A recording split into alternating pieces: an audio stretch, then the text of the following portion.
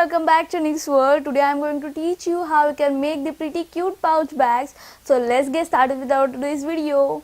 You need these things. So first I am taking the fabric, two parts of fabric for front and back. I have done small embroidery on it. You can also take the printed fabric or you can do it. Now I will show the measurement. Horizontally it is 8.5 and vertically it is 11 inches. Both the measurements are in inches. You will take both the parts of the fabric and make sure that each side of the fabrics are equally measured to each other. We have to take that.